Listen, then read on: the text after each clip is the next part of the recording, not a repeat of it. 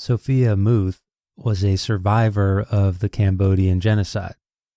He lived through horrible violence and terror as a child, and as an adult, he asks an interesting question.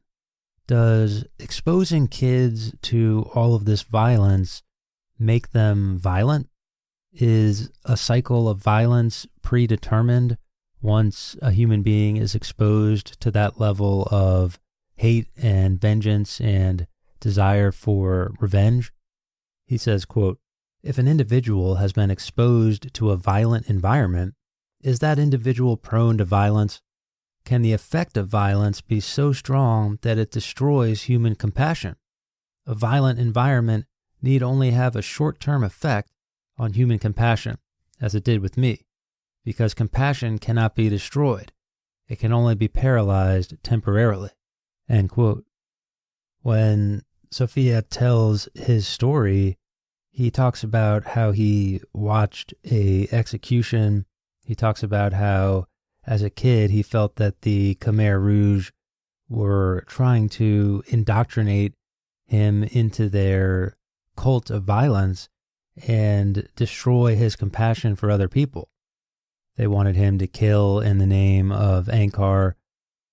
And as a child being indoctrinated into this communist society, while he may have obeyed to survive, he never killed, and he never lost sight of his family and his compassion for others.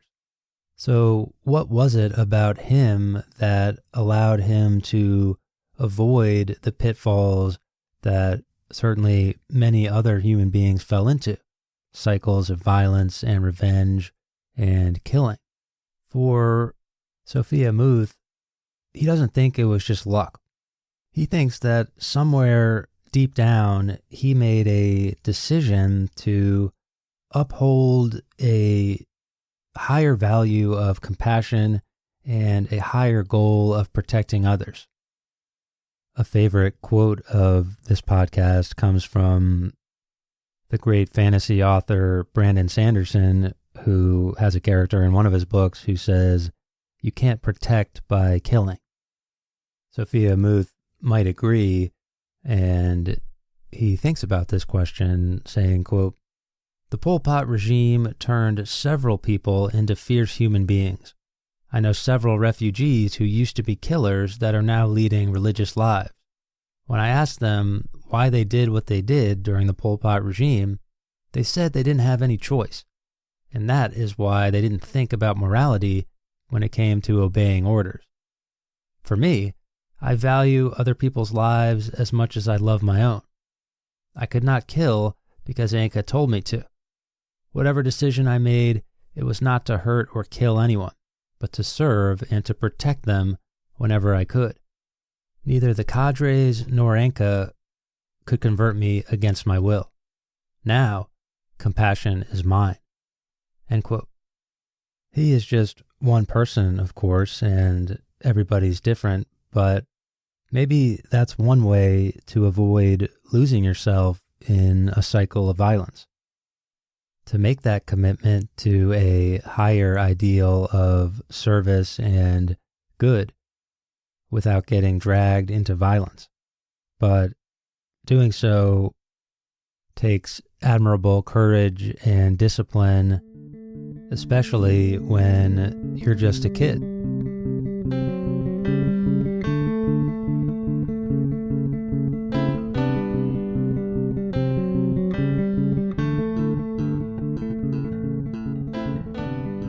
In the book Children of Cambodia's Killing Fields, Memoirs by Survivors, Dith Pran puts together a wonderful collection of memoirs and firsthand accounts of survivors of the Cambodian Genocide who were kids when the genocide was happening, but are now adults and they are reflecting on what happened. Dith Pran himself, of course, famous for being the person whose survival story was portrayed in the famous movie The Killing Fields, which brought awareness and recognition of what happened in Cambodia to a wide audience around the world. And for some people, this was their first exposure to what happened. Dith Pran believes that it is his responsibility to tell the stories of the survivors and to tell the stories of what happened. He says, quote, "It is important for me that the new generation of Cambodians and Cambodian Americans become active and tell the world what happened to them and their families under the Khmer Rouge. I want them never to forget the faces of their relatives and friends who were killed during that time. The dead are crying out for justice. Their voices must be heard. It is the responsibility of the survivors to speak out for those who are unable to speak, in order that the genocide and Holocaust will never happen again in this world. The ghosts of the innocent will be on my mind forever. That is why I have compiled these stories. I want future generations to learn about what these survivors, these heroes, have gone through and be moved enough to do their part in helping to make the world a better place. Although you may have seen part of my story in the movie The Killing Fields, I hope that in this collection of stories you will come to a greater understanding of the human tragedy the Khmer Rouge have created for the people and country of Cambodia. I hope you will be able to see through the eyes of these Cambodian survivors who lost their childhood one sunny day in April 1975." End quote. Those children are now able to tell their stories, but it's only now later in life, and unfortunately, they can't change the past. Historian Ben Kiernan offers an introduction in the book where he talks about the different ways that children were gaslit in Cambodian society under the Khmer Rouge and the psychological toll that all of this confusion had on kids. He says, quote, "As the Khmer Rouge redefined the family, they simply excluded children. Now children belonged not to their parents, but to Angkar, the Khmer Rouge's ruling organization.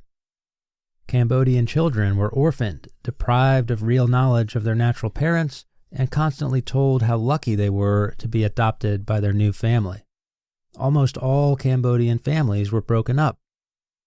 Most families in Cambodia saw their children taken away and sent to live in barracks or at distant work sites.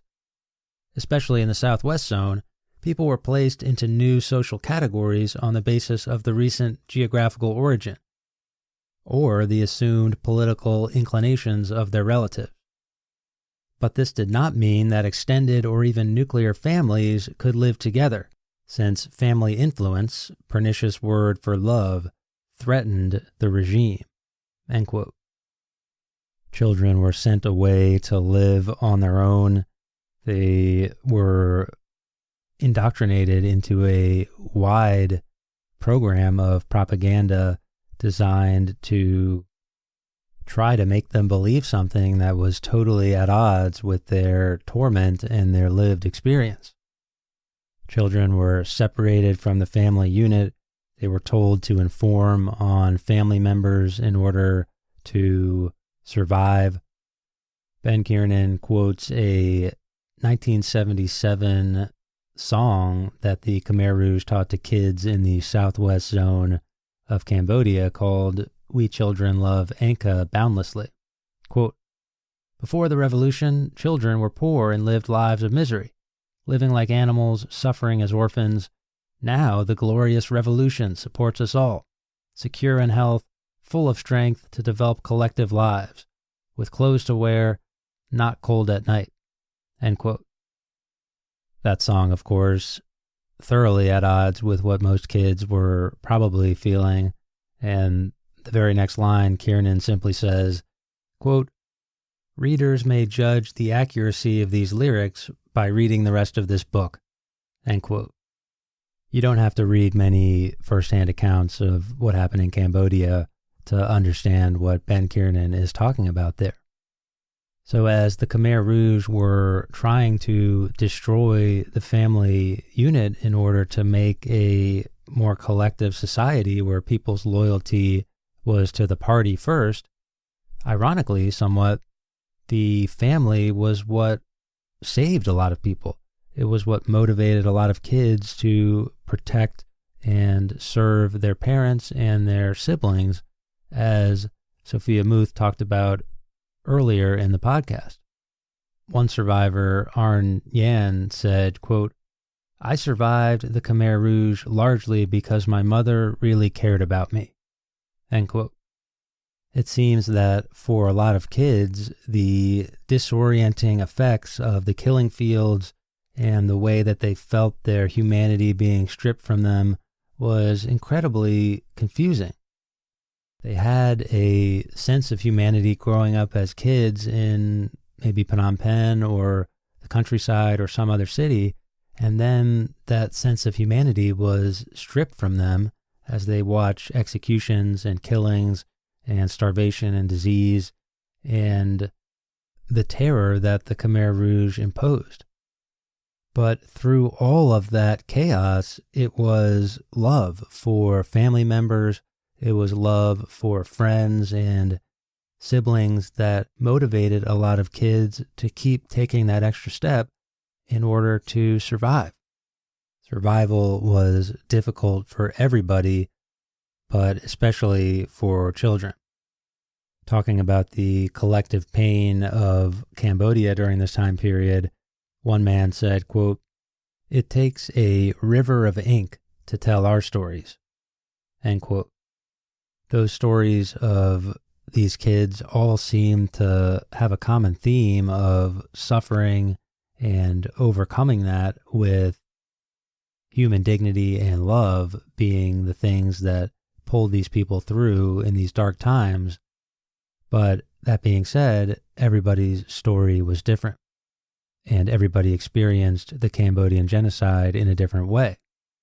We talked about the physical toll that working in the fields had on these kids, and we talked about the psychological toll that the fear and the chaos and the secrecy and lack of expression had on kids. In the last episode, we talked about that stuff. But for many kids, it was also about energy conservation. That was how you survived. Survivor Savuth Pen says, quote, "During the day, I would hunt for food like snakes and rats or anything that moved. This was allowed only during a short break after the long, labor-intensive work. My body was so thin and weak from the lack of adequate nutrition. The other young boys were in the same condition as me. We looked like grandpas to one another. We rarely played or had long conversations because we lacked energy and tried to conserve it for the next day's work quota." End quote. Normal things like talking to your friends or playing as a kid were now off the menu because they required too much energy, and in this crazy world that the Khmer Rouge created, doing even the simple things that make you human is deadly. Kids lived their entire lives not knowing some of the joys of just being human, the ability to laugh or to smile. Survivor Molly Lai talks about how her little 2-year-old niece lived her entire life before dying knowing only 3 words: Bai, which means steamed rice, Pa, and Mak. Steamed rice, mom, and death. She says, quote, "After a few months, my little niece became swollen, like an overinflated water balloon. She was so weak, she seldom pleaded for steamed rice. She either lost her memory or was too ill to talk. When she did speak, it was no longer to say Pa or Mak, but only Bai. I had never seen her smile. Her gloomy appearance begged for compassion. She never had a chance to understand the meaning of joy. Nothing on earth could have tormented me more than to witness a little girl come out of her mother's womb only to be tortured slowly, day in and day out." End quote. For the survivors who still to this day have to live with the injustice and the evil that was perpetrated against them and the people they love most, sometimes picking up the pieces is impossible, but they do it anyway, and you have to admire the strength that it takes to endure. Survivor Charles Ox says, quote, "Sometimes I sit down and cry and think about the past. but life goes on, and I have to learn to take care of myself." End quote. As adults now, the children of Cambodia's genocide have to wrestle with these complex feelings of injustice and forgiveness and forgetting versus telling your story, the pain of remembering. And it's important to remember that as kids, they really had no choice. They were thrown into this situation and they had no choice but to endure. And in spite of the terror, kids did manage to survive. They resisted the Khmer Rouge. They took matters into their own hands. They protected family and friends whenever they could. And there were lots of different ways to resist. Many kids stole food from communal eating operations in order to feed their families. They schemed different ways to keep the family unit together. They traded belongings and old possessions for food. They did what they had to do to survive. Many times they ran away, looking for other places to go. But sometimes, most times it seems, running away wasn't even an option. Where would you run to? The entire country was engulfed in this Khmer Rouge nightmare. Survivor Susie Hem says, quote, "My mom was separated from my father. Every 2 months, she would sneak out to meet him so they could talk about running away from this place and find another place with more food and water. We always wanted to run away to a safe place, but all places were the same, with beatings, killings, and people dying of hunger." End quote.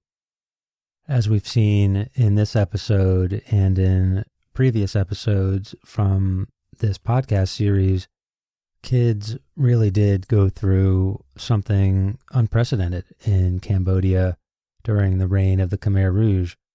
A boy by the name of Ronnie Yimsut survived a brutal massacre that was known as the Tonle Sap massacre. Basically, he was buried alive, lived in the jungle for weeks at a time, eventually finding his way to a Thai prison, which he described as an improvement over the conditions in Cambodia. From there, he made his way to a refugee camp, and then from there to America and safety. But in his account, he also gives voice to many others who never had a chance to speak. He talks about how telling his story and having his story be told gives him a sense of purpose, and it gives him an opportunity to just maybe, if he can tell what happened with his experience, maybe that will contribute one day to somebody else not having to go through what he did. And if that's true, then he's making the world a better place with his grit and his determination and his ability to tell his story. But of course, that doesn't mean that the wound is healed. Sometimes time doesn't heal all wounds, at least not wounds like the wounds from the Cambodian Genocide. Ronnie Yimsut says, quote, "I still have nightmares about the massacre on that dark December night. It has never completely gone away from my mind, and I am still horrified just thinking about it. Time does not heal such emotional trauma, at least not for me. I have long since learned to live with it. My life must go on." End quote. If you're interested in some firsthand accounts of the Cambodian Genocide, I would definitely encourage you to go pick up this book, Children of Cambodia's Killing Fields.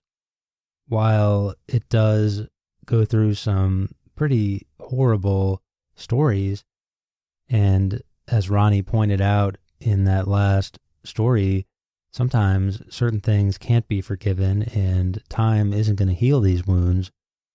But the more accounts like this you read, you do see some glimmer of humanity in them. In spite of all the odds and in spite of all the evil around them, these people never gave in. They continue to this day to respect the dignity and humanity of everybody. They display the pride and the strength to tell their stories, and they demonstrate a devotion to a higher ideal, something bigger than themselves, and a selflessness and a compassion for others. Perhaps Sophia Muth was correct when he said that compassion cannot be destroyed, it can only be paralyzed temporarily.